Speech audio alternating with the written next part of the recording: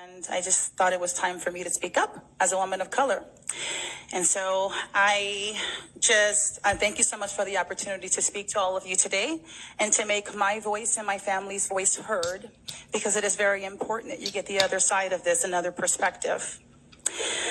I am here to let everyone know, especially those who are perpetuating the lie that I am oppressed. I am here to let them know that I can speak for myself, that I can walk, I can talk, I can read, I can swim. We are not all the same. And despite what Joe Biden says, I also understand how to operate computers. In fact, my children built their own computers. And I also want to let everyone know that we are also very capable of inventing, that blacks can build, that we can become Supreme Court justices, that we can lead armies, that we can break Olympic world records, that we can become NASA mathematicians, and we can become pivotal to sending the first Americans and astronauts into space, that we can also become the president of the United States for 2 terms. That's what blacks can do, and we are not oppressed.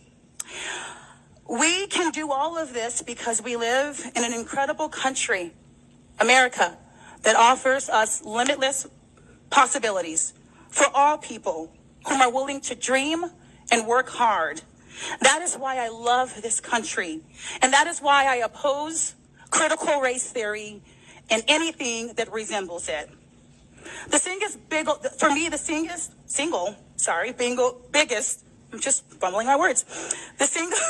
biggest obstacle to success for any person is the limitations they place on themselves.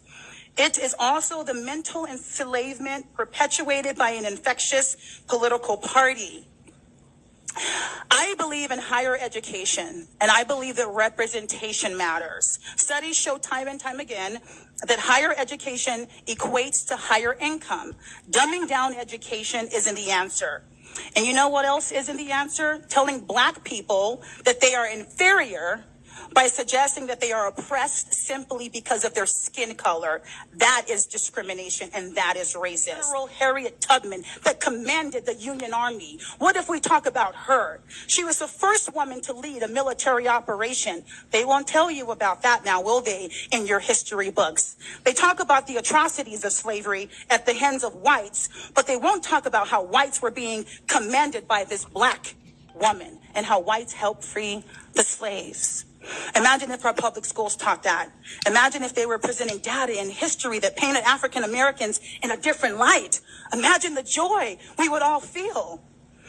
I'm not talking about just for 1 month, which is Black History Month, but throughout the entire year.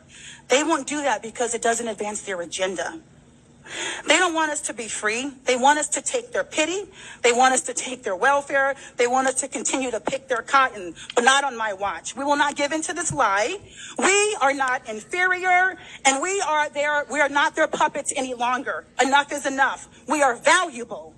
And anyone who supports CRT is an enemy to all people. I want to close with this. Alexis de Tocqueville, many of you know, is a French diplomat and philosopher. I want to talk about the reason I believe this is happening right now, this race baiting. I believe it's a sin issue. We have pushed out God in our schools right now. Absolutely. And I believe that if we have more of God, that we wouldn't have to deal with the issues of race and oppression. Absolutely right. One of his quotes said that liberty cannot be established without morality, nor morality without faith. But I also want to talk about something that he said. He said, I sought for the greatness and genius of America in her fertile fields and boundless forests, and it was not there. I sought for the greatness and genius of America in her rich mines and her vast world commerce, and it was not there. I sought for the greatness and genius of America in her public school system and institutions of learning, and it was not there. I sought for the greatness and genius of America in her Democratic Congress and her matchless Constitution, and it was not there. Not until I went into the churches of America and heard her pulpits flame with righteousness did I understand the secret of her genius and power. America is great because she is good.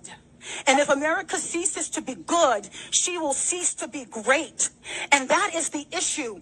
It is a sin issue. America was great because we had God. And that is what we need to get back to. So instead of teaching our children to hate one another, why don't we tell them that they can do all things through Christ who strengthens them? Amen. Thank you so much for listening.